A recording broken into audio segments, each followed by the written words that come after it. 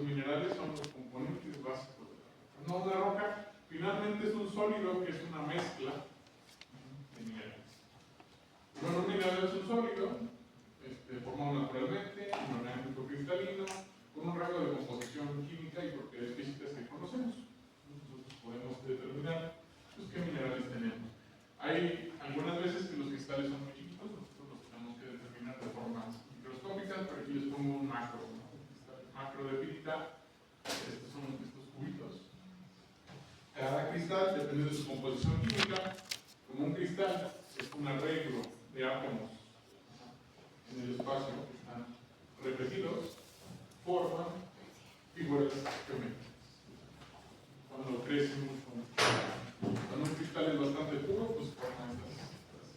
Pero bueno, a veces son un poco raras. Bueno, entendiendo los minerales, nosotros vamos a ir de entonces, una roca, como les había mencionado, una roca es un sólido natural compuesto de uno o más minerales, es decir, una mezcla de minerales. Toda roca al final es una mezcla de minerales. Aquí tenemos un ejemplo. Y toda roca, al ser una mezcla de minerales, pues tiene pistas del ambiente en el que se formó.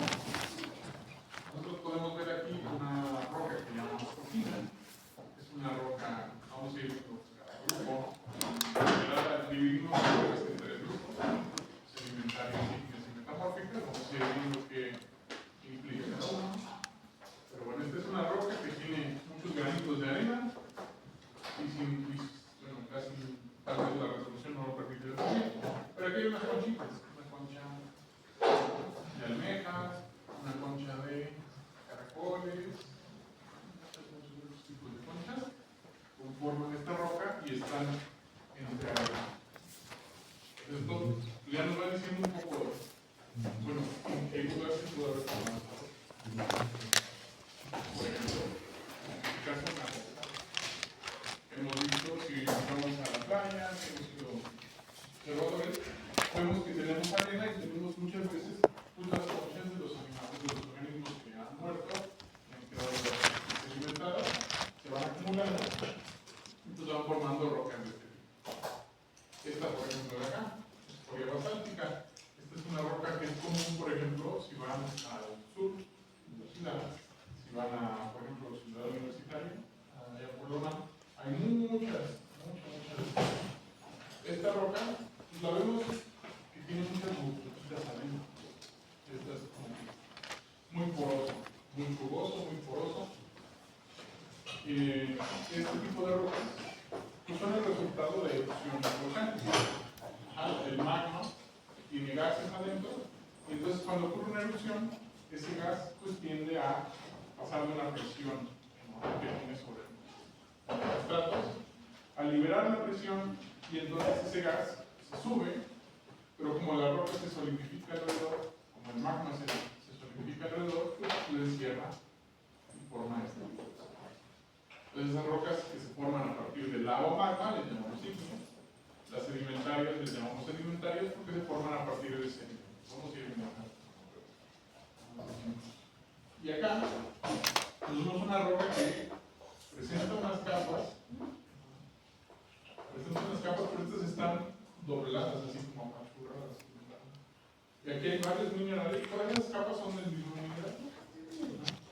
A diferencia de, por ejemplo, estas rocas también tienen capas, pero estas capas suelen ser separadas por el tamaño del sedimento. Pero estas de acá son del mismo mineral. Si nosotros vamos viendo aquí esta partecita blanca es el mismo mineral, esta parte negra de acá. Estos procesos que juntan a los minerales de esta forma, los mueven de nuevo, son procesos de alta presión y temperatura que les llamamos metamórficos. Este tipo de procesos ocurren, por ejemplo, en las zonas donde las placas tectónicas están tocando. Es un proceso largo, es un proceso de exposición constante, ¿no? A temperatura y presión. Entonces tenemos esos tres tipos. Y esos tres tipos de roca van a estar en este gran ciclo de rocas. Es una representación de todos los procesos que que forman y transforman a la roca. A cualquier roca es materia prima para otra. A veces uno piensa en el ciclo de rocas y dice, primero va esto, luego esto, luego esto.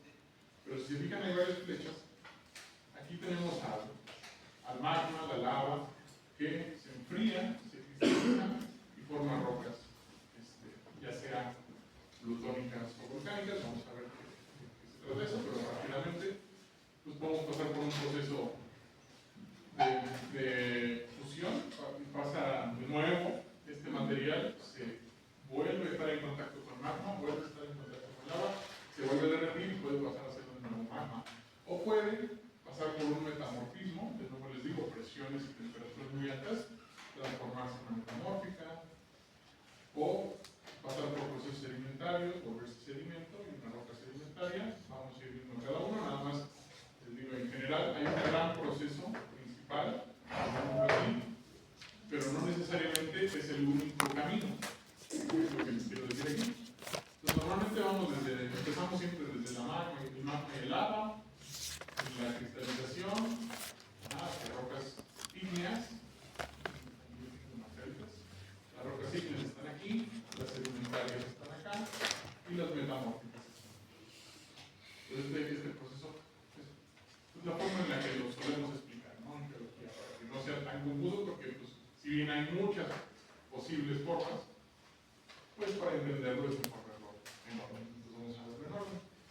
Y los principales procesos de transformación pues son el intemperismo de liquificación, que va a transformar rocas en rocas sedimentarias, el metamorfismo, que va a transformar alguna roca, ya sea ígnea o sedimentaria, en metamórfica, o incluso una metamórfica puede pasar por metamorfismo más intenso posteriormente.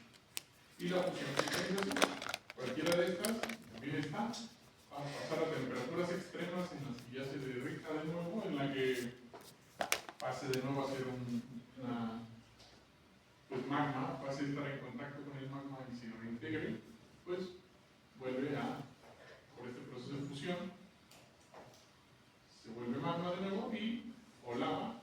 Lava ya es cuando sale, pero primero se vuelve magma y pues recristaliza.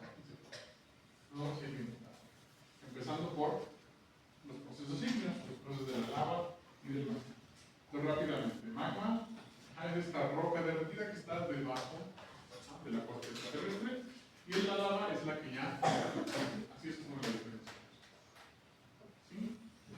Si se forman a partir de lava las rocas, les llamamos extrusivas, de que salen extrusivas o volcánicas. Del volcán, lo primero que nos viene a la mente es volcán, son los grandes volcanes.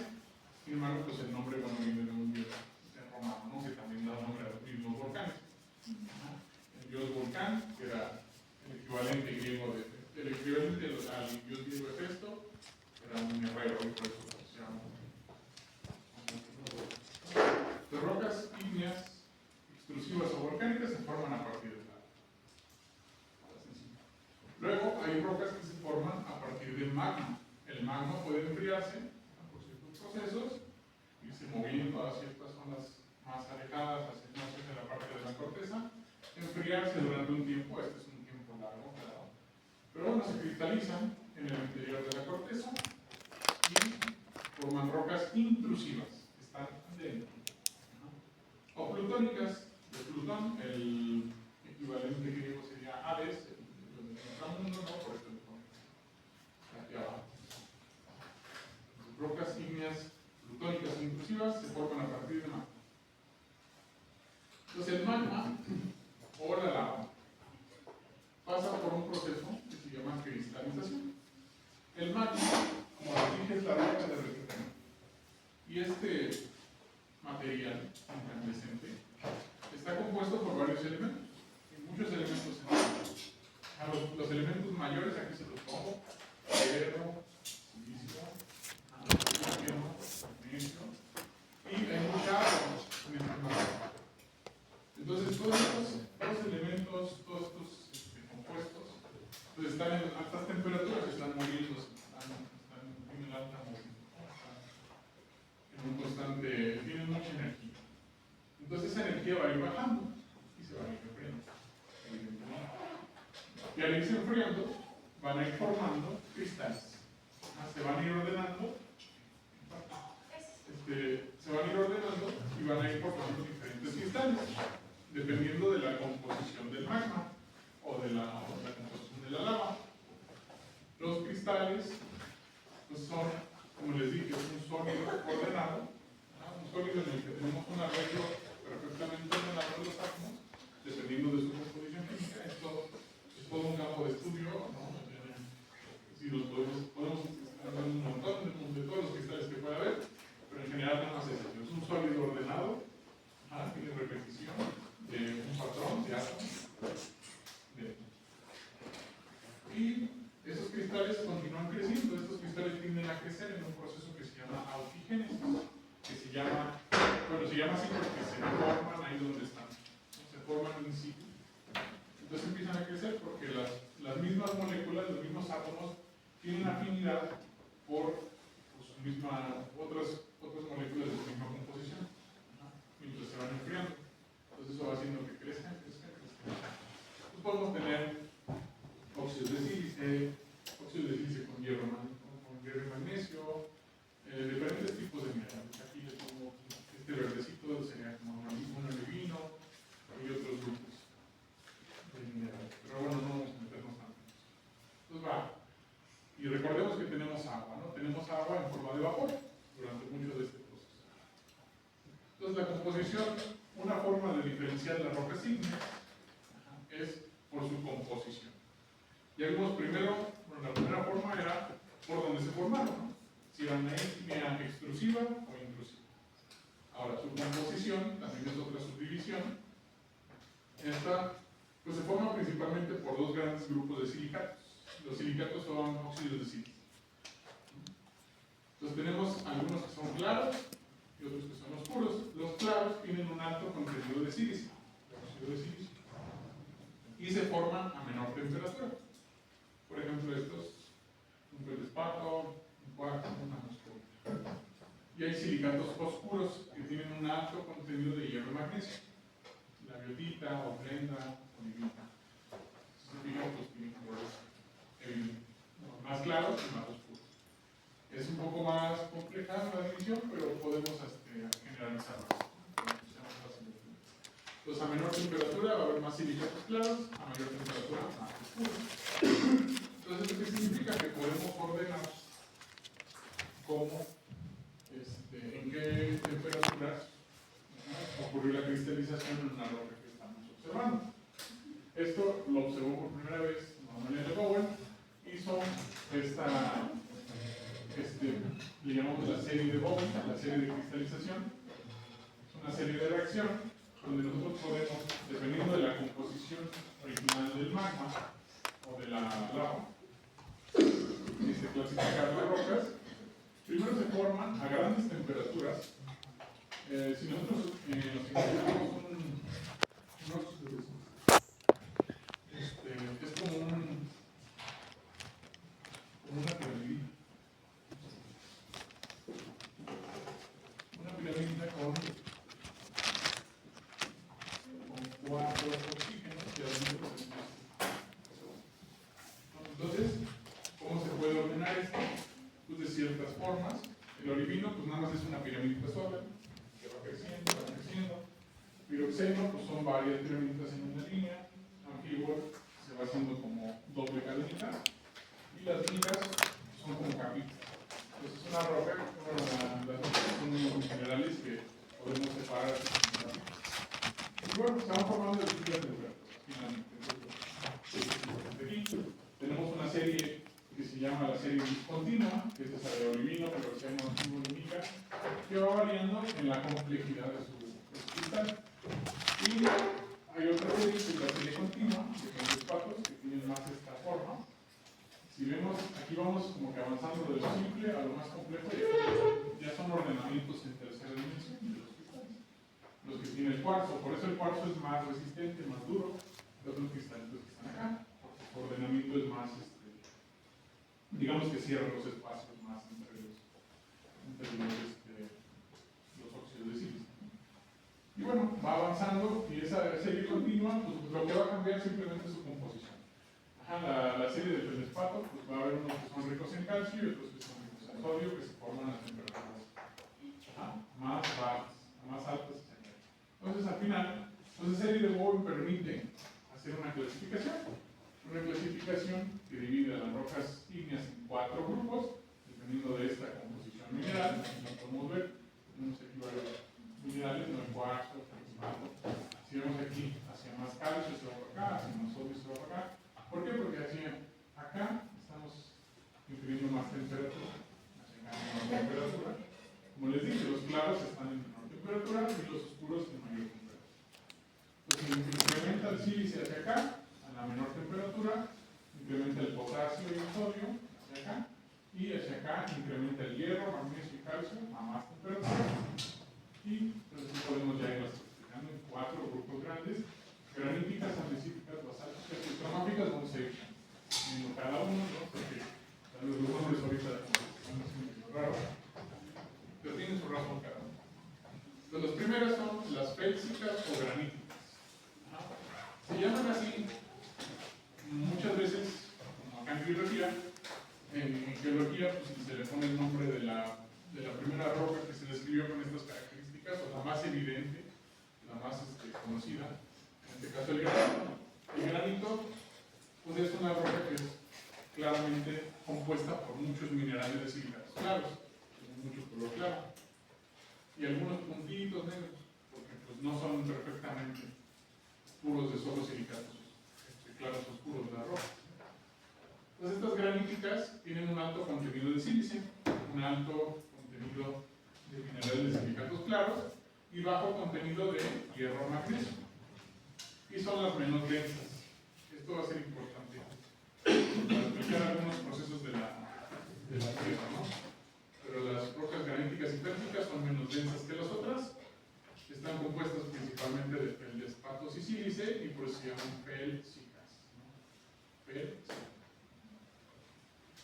Entonces esa es la razón de este nombre raro que tienen, y graníticas por el granito. Entonces aquí tenemos algunos ejemplos. La riolita, esta es una de grano grueso. Vamos a ir viendo que también podemos clasificarlas así. Hay rocas de grano grueso, rocas de grano fino, grano pequeño, las riolitas. Y aquí hay una que, bueno, ustedes me dirán, la obsidiana, pues no parece que sea algo de cosas claras, ¿no? Entonces, si me estás diciendo tiene mayor composición de silicatos claros, porque la obsidiana suele ser de un color oscuro.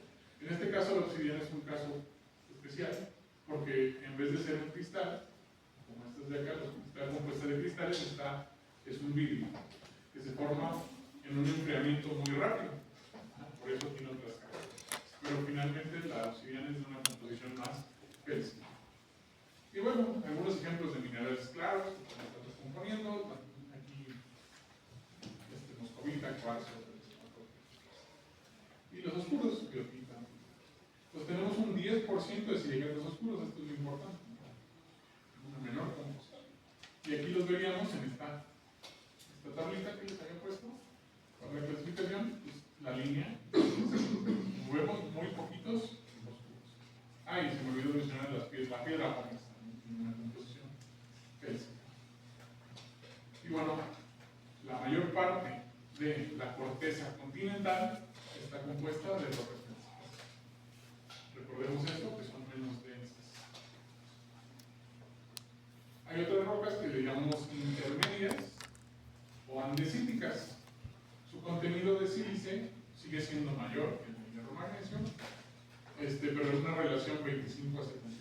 Tiene un cuarto ya de silicatos oscuros, aquí, 25%. Se llaman andesitas por la andesita, es una roca que se describió en los Andes y por eso se llama así.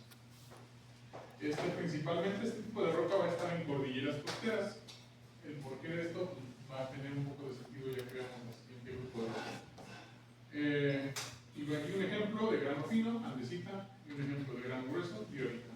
Podemos ver que a diferencia del granito pues, tiene más oscuros. Entonces lo veríamos así, más o menos en la proporción.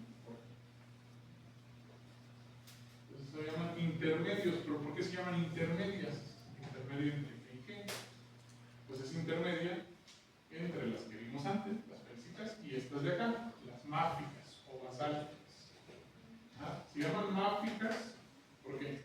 Porque tienen magnesio y hierro o fierro, pero pues por eso es máficas. Para que ese nombre raro pues lo sepan, porque a veces es más fácil recordar estas cosas si uno sabe por qué. Y basálticas del basalto, sería la roca más reconocida de este tipo.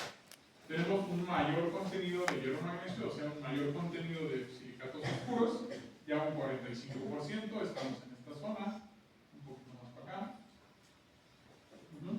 Y son los componentes principales de la corteza oceánica. ¿Por qué es importante esto? Porque, digo, son más densas que las que son félsicas.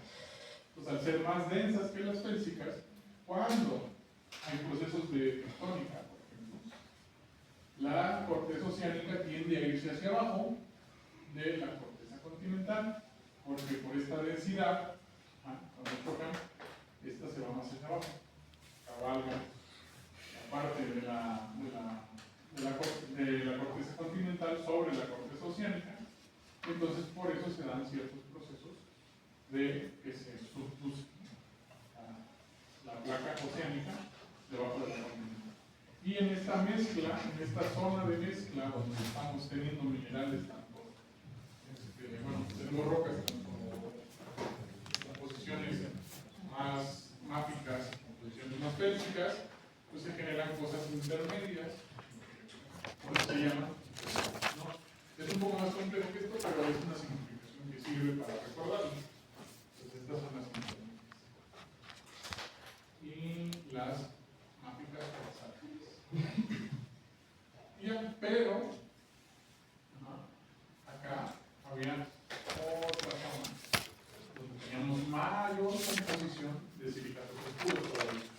Bueno, los ejemplos pues, son de grano grueso, el grano de grano fino, el basalto, y la escoria basáltica. Pues aquí tenemos esta con la burbujita. Se atraparon aquí. Hay otras que son las ultramáficas. Cuando tenemos una composición mayor al 45% de silicatos oscuros, tenemos este tipo de roca. Este tipo de roca es más raro, ¿no? Este tipo de roca casi la van a encontrar nada más en museos o en colecciones de roca. Sí sabe dónde están ciertos de estos ciertos depósitos de estas, pero son más raras porque, bueno, su contenido es muy bajo de sílice, es casi completamente compuestas de hierro magnesio. Las rocas son mucho más densas que el resto, ¿no? La mayoría de estas rocas se forman actualmente en el manto superior. Esa densidad de estos minerales los mantiene más, digamos, debajo. Y muchas de estas rocas son de león árico o de ladiano, las que están expuestas actualmente. Se formaron en ese entonces, pues era más común la composición ultramáfica cercana hacia la parte exterior del planeta, que ahora ya que tenemos procesos, ¿no?, en la Tierra. Pero bueno, algunos ejemplos aquí de grano grueso, una peridotita y una tomatita de grano mágico. Estas, como digo, son más raras, pero es decir, hay unas rocas que tienen esta composición mayor de silicatos. Ahora, ya vimos cómo dividirlas dependiendo de su origen y de su composición. Ahora, su textura. ¿Qué es esto de la textura para las rocas? La textura es la forma, el tamaño y cómo están arreglados los granos de mineral que componen la roca. Y la textura nos habla ya de dentro. O sea, ya sabemos que tenemos procesos que son plutónicos, intrusivos y procesos que son exclusivos, pero dentro de esos, pues ya qué ambiente más específico es donde se forman estas rocas. Es una historia de su proceso de formación. Tenemos la vítrea, la textura vítrea, vesicular, con muchos agujeritos, muchas vesículas, piroclástica, porfírica, grano grueso y de grano. Vamos a ver cada una, pero aquí vemos aproximadamente dónde se forman este tipo de texturas. Entonces, de eso nos habla la textura. Y depende de la tasa de enfriamiento en este caso. ¿Por qué depende de la tasa de enfriamiento? Un enfriamiento más lento va a producir cristales más grandecitos, porque les va a dar tiempo a las moléculas de enfriarse, de juntarse y seguir creciendo. Un proceso más prolongado de enfriamiento siempre genera cristales más grandes. Entonces, esta tasa de enfriamiento vamos a generar dos tipos de textura. La de enfriamiento lento de cristales de grano grueso, no granito. Cristales grandes, los cristales son mayores a 5 milímetros. Ahí los podemos ver incluso a ojo. Estos grandes cristales implican un enfriamiento lento. Y los cristales pequeños, menores a 1 milímetro, y ya tenemos que usar lupa para poder observarlos siquiera, pues eso implica un enfriamiento rápido. Grano fino, grano grueso. Y un ejemplo, pues en este caso son dos félsicas, granito y otro. Y pues aquí ejemplos dentro de las composiciones, como les he dicho, félsicas de grano grueso, granito, una máfica de grano grueso, una máfica de grano fino, etc. Entonces ya sabemos así, esta composición de acá, de granos de mayor cantidad de minerales de sinteros oscuros, implica la composición del magma o de la lava que lo formó, y qué tan grandes son los granitos que nos dicen, pues se formó un enfriamiento rápido o un enfriamiento lento. Y estamos haciendo más inferiores, tenemos más capacidad de inferir las cosas. La textura porfirítica es como una cosa intermedia, ya que vimos que tenemos granos finos, granos gruesos. La porfirítica es una mezcla. Tenemos unos cristales de grano grueso que están atrapados en una matriz o masa térrea, se le llama, de grano fino. Y los cristales grandes les llamamos fenocristales. ¿Qué es lo que pasa aquí? ¿Por qué se forma esto? Cuando ya se estaban formando cristales en un magma, está en un proceso de enfriamiento lento, está creciendo tranquilamente el cristal, y luego hay un cambio a un sitio con temperaturas más bajas. Entonces ese movimiento del magma que tiene dentro de los cristales es un movimiento relativamente rápido que empieza a enfriar el resto de los minerales, o sea, empieza a formar más minerales alrededor de forma más rápida, se enfrían, forman cristales más chiquitos que atrapan a los cristales grandes y así se forma esta textura porfírica. Esta textura, pues entonces nos indica que era un magma que estaba en proceso de enfriamiento, se movió, proceso tal vez de una erupción volcánica, se movió el magma a una zona más fría, se enfría más rápidamente y entonces tenemos esta textura. Un ejemplo de roca de esta textura es la peña de Bernal en Querétaro, que se van a visitar y hay algunos pedacitos de la misma peña en el piso, y pueden observar estos fenocristales y la masa térmica.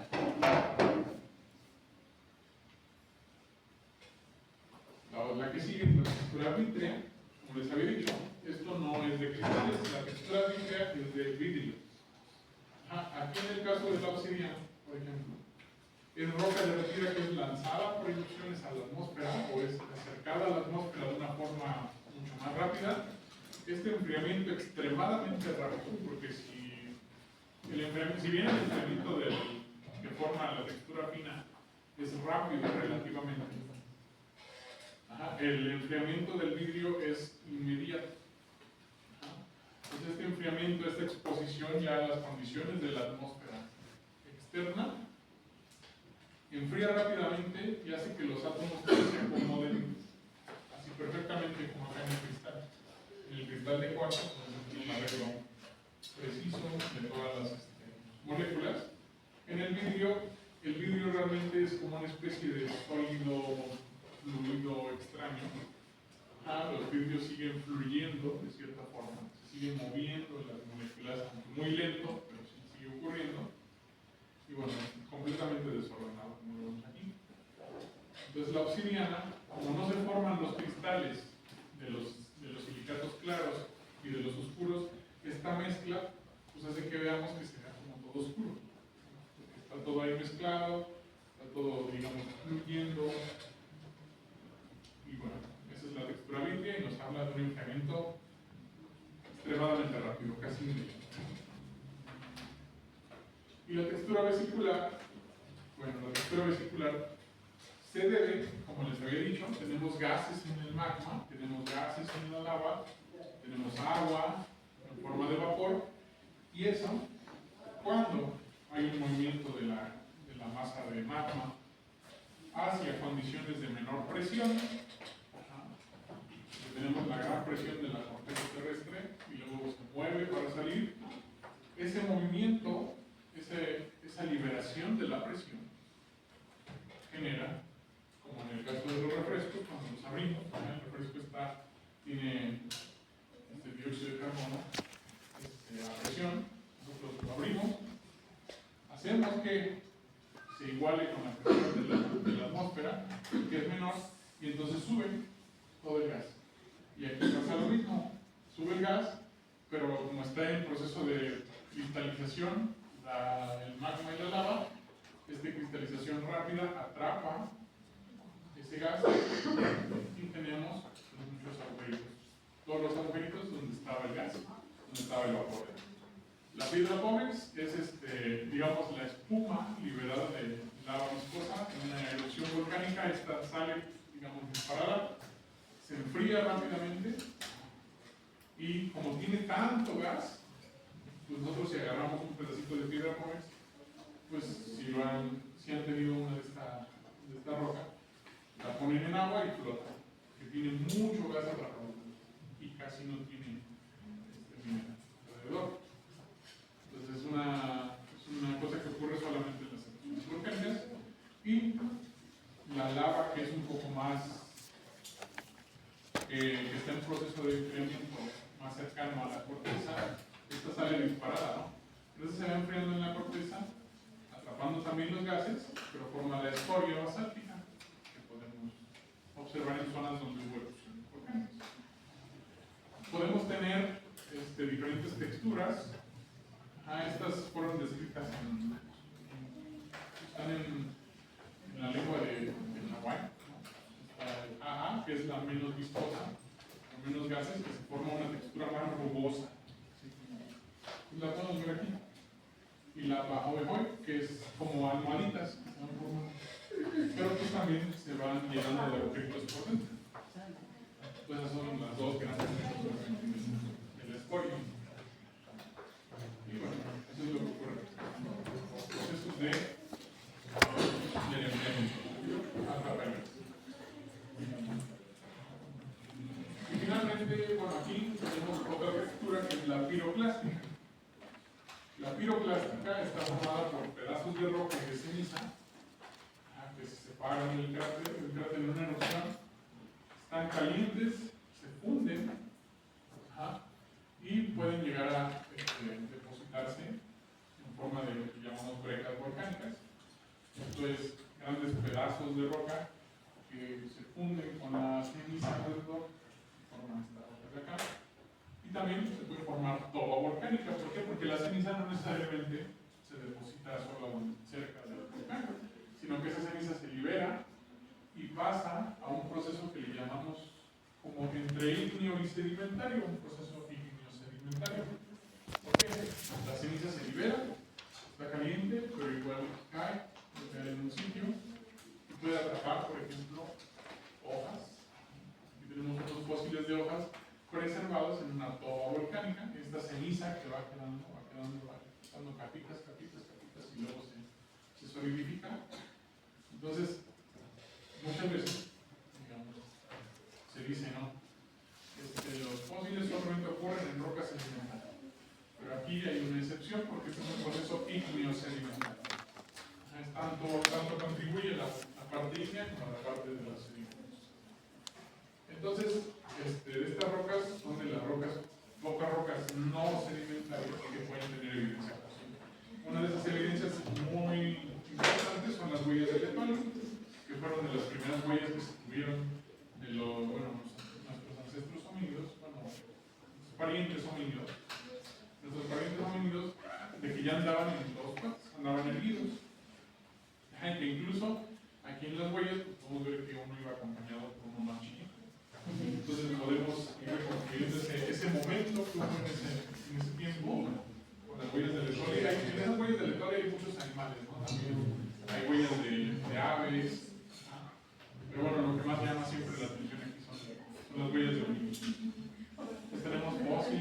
una roca que no es necesariamente completamente un proceso sedimentario. Y así podemos pasar a los procesos sedimentarios. Ya hablamos de todo el proceso y de las rocas que están y de qué nos puede decir la textura. Los procesos sedimentarios pues ocurren en zonas donde se acumula sedimento. Las zonas donde se acumula sedimento pues normalmente tienen que ver con el agua o con procesos de viento. Lo primero que pasa en el proceso sedimentario es la intemperización o meteorización. Lo van a encontrar de las dos formas, ustedes se pueden investigar acerca de estas cosas. En español le van a encontrar como meteorización o intemperización. En inglés es weathering, pero pues aquí depende de qué libro hagan, porque los españoles y argentinos prefieren decirle meteorización. Acá en otras partes, en otros países hispanohablantes, pues, solemos llamarle intemperización, pero las dos son equivalentes. Y es el rompimiento de cualquier roca por una subsecuente formación de sedimentos. ¿Qué es esto? Pues la roca, digamos, imaginemos que es una ígnea, ya que estamos siguiendo el caminito clásico. Una ígnea pues se empieza a quebrar, y todo ese desquebrajamiento forma pedacitos de roca que le llamamos sedimento. Todos los pedacitos de roca son sedimentos. Son pedazos de roca, son fragmentos de roca. Esto puede ocurrir de forma física. Los cambios de temperatura a las que están expuestas las rocas pueden en algunos casos ser muy extremos, o en algunos casos no tanto, pero finalmente hay un cambio de temperatura a lo largo del día que es constante durante años. Y ese proceso va haciendo que la roca se vaya quebrando en ciertas zonas. Y es muy extremo, por ejemplo, en zonas donde se forma hielo en algún momento del año. ¿Por qué? Porque el agua penetra y entonces, como cuando dejamos una botella en el refri, con agua, se expande, quiebra la botella o quiebra las latas, dejamos ahí un tiempo. Entonces, es lo que pasa acá también. Ese enfriamiento nos va quebrando la roca y va haciendo fragmentitos. Entonces, la intemperización puede ser por procesos físicos o procesos químicos. Aquí no es una roca esto, bueno, es una escultura, es una estructura, pero está formada por agua y una composición de carbonato de calcio, y al estar expuestos al agua de lluvia y al CO2, a veces es un poquito pero el agua con el CO2 forman ácido carbónico. Entonces, poco a poco, exposición a agua y CO2 va haciendo que el pH se haga más ácido en zonas donde hay carbonatos y eso lo va disolviendo. Entonces es un proceso de intemperización que llamamos intemperización. Hay varias reacciones, no solo es esa, pero bueno, es la más fácil de entender rápidamente.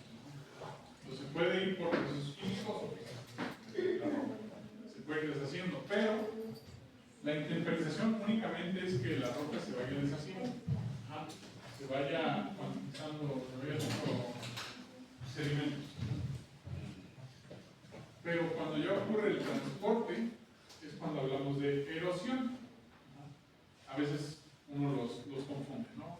Intemperización y erosión. Pero la erosión ya implica el movimiento, implica que se remueven. Teníamos una parte así y se remueven los sedimentos y entonces quedan ciertas de erosión. Entonces, hay agentes de erosión, hay ciertas cosas que pueden causar la erosión, el movimiento de los sedimentos. Una es la gravedad. Se va quebrando la roca y por misma gravedad, pues cae. Se vence por su peso y se mueve.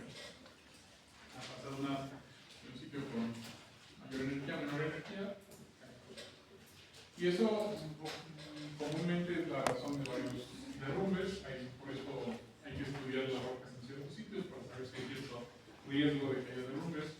Porque diferentes características de los minerales nos van a ir haciendo más propensas a las rocas a esto. Bueno, este es el primer agente, es el más simplemente porque se rompe, se va cayendo. El otro, el que sigue, es el agente de erosión por excelencia es el agua. Por eso les decía que normalmente los procesos sedimentarios están asociados al agua. Pues la erosión puede actuar como un río. Un río es un movimiento constante de agua pasando. El agua, pues sabemos que es el solvente, el solvente por excelencia.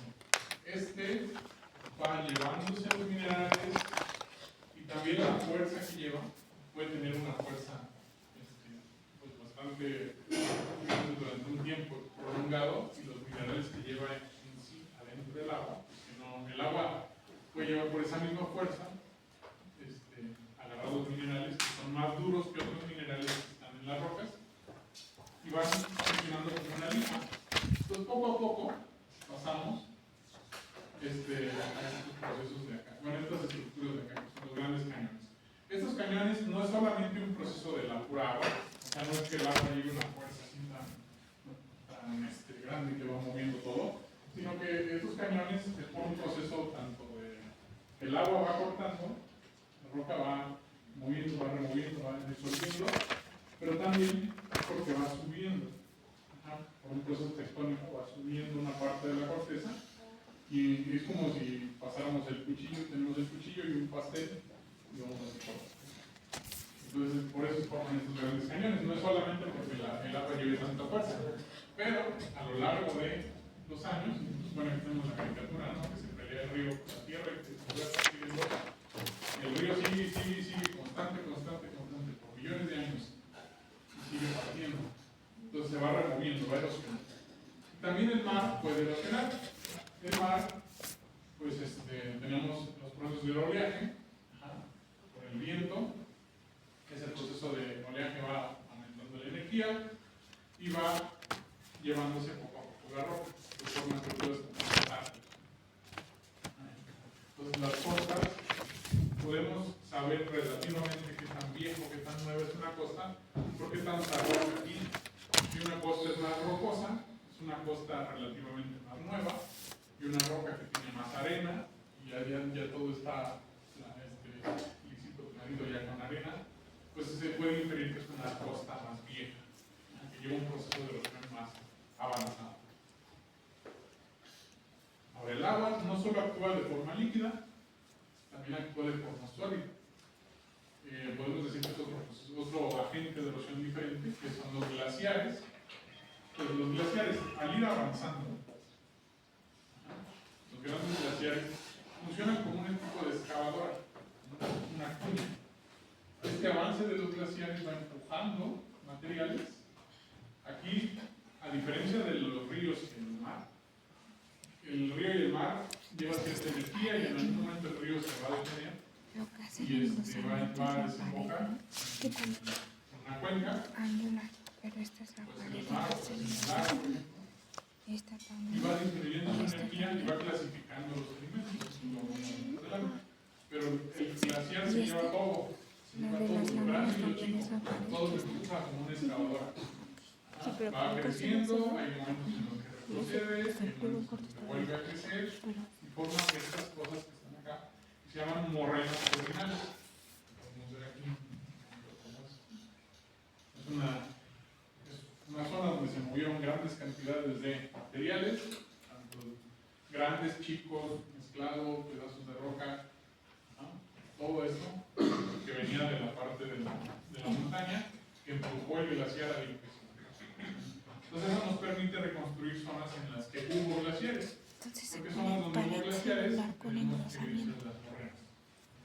Tenemos evidencias de morrenas en esta zona de Estados Unidos, en la zona de Europa. Entonces así nos va diciendo, pues aquí llegó el glaciar. Es una de las evidencias que tenemos de cómo estaban distribuidos los hielos en el pasado. Y otro factor de erosión es el viento. El viento, pues nos podemos poner a pensar, bueno, el agua sí disuelve cosas, además de la fuerza que lleva, pues sí tiene sentido, ¿no? Pero el viento, pues ¿qué le va a hacer al agua? Pues el viento no actúa solo, igual que el agua lleva partículas.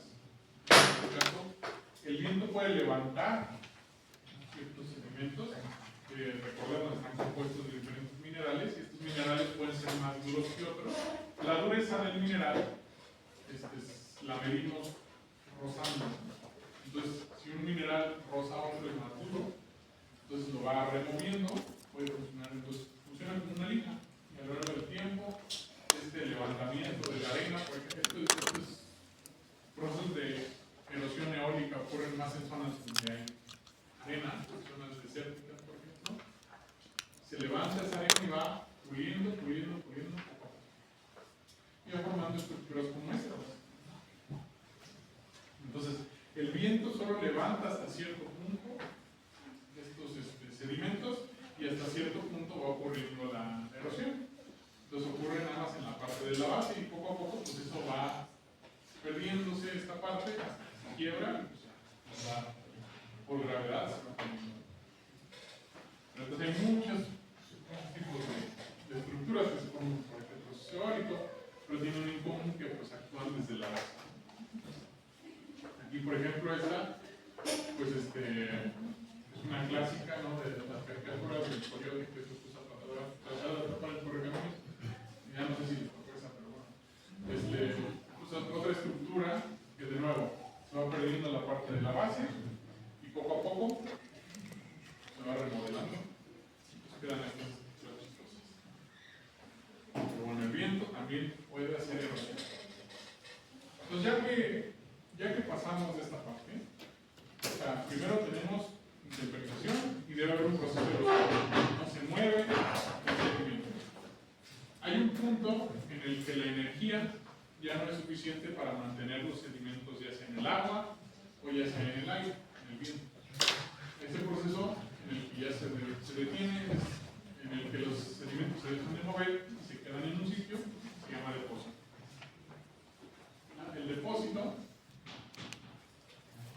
va acompañado en la zona donde tenemos agua, ¿no? De un proceso que es la compactación y la cementación. ¿Qué es esto? Entonces, en el agua, si nosotros tenemos un vaso con lodo o con arena, lo quitamos y lo dejamos ahí un rato, poco a poco pues, se van a depositar las arenas, el lodo que tenía, se van a hacer como capitas. Entonces eso pasa también en las cuencas de agua, en las zonas donde hay acumulación de agua, se van depositando en el fondo, en el fondo, en el fondo, en el fondo y van formando capitas. Primero está café, por ejemplo, se sedimenta, cae, el agua ya no lo puede, por la energía que tiene, ya no lo puede mantener, o químicamente, las condiciones hacen que ciertos minerales empiecen a depositar. Y con el tiempo se depositan otras capas encima, y esas capas de encima van ejerciendo presión sobre las de abajo. Y digamos que como que le apachurran el agua a este proceso de compactación, más capas se siguen acumulando, y de repente ya no penetra tanta agua hacia esta parte de abajo. La poca agua que penetra lleva minerales disueltos que se van depositando porque pasa el agua, pero se van quedando minerales, va dejando mineral de lo que lleva disuelto, poco a poco, y ese mineral va cerrando los poritos entre los sedimentos y va formando finalmente una roca, un sólido. Entonces, por eso se llama cementación. Es un proceso similar a lo que hacen el cemento, nada más que aquí lo aceleramos químicamente, pero se forman cristales entre los sedimentos. Ya se identifica, como llamamos, identificación, o que se vuelve roca, viene de litos, de roca. Y ya, finalmente tenemos una roca sedimentaria, una roca que es formada por el depósito y sedimentación de materiales en zonas donde hay contacto con los lados. Finalmente, pues el proceso puede ser bastante rápido, puede ser más lento, dependiendo del ambiente, pero finalmente es de lo que llegamos a este gran tema. Y en estas rocas sedimentarias es donde podemos encontrar los fósiles, es la zona donde este tipo de rocas son las que preservan la mayoría de los fósiles. Los prosignios, como les dije, pueden generar algunas fósiles, pero más que nada en el proceso ígneo sedimentario, porque el proceso ígneo en sí es una cosa a altas temperaturas, por eso hay sedimentos Entonces esas zonas donde se acumulaba agua, donde por el viento se hacían grandes dunas, pues pueden generar fósiles dependiendo de las condiciones. Porque también el proceso de liquidificación pues, va afectando a los restos orgánicos. Y ya, finalmente, pues el proceso completo se lo pongo aquí. La gravedad, ¿no? Los derrumbes, los glaciares, van actuando como una gran excavadora. Y los ríos pues, van depositando ya sea a lagos o a los océanos, a mares. Hay procesos eólicos en las zonas donde hay desiertos, forman grandes dunas. Y pues el intemperismo físico-químico, por lo acá. Los productos de intemperismo se erosionan, se mueven, llegan a una zona de depósito donde se compactan, se cementen. Y ya finalmente después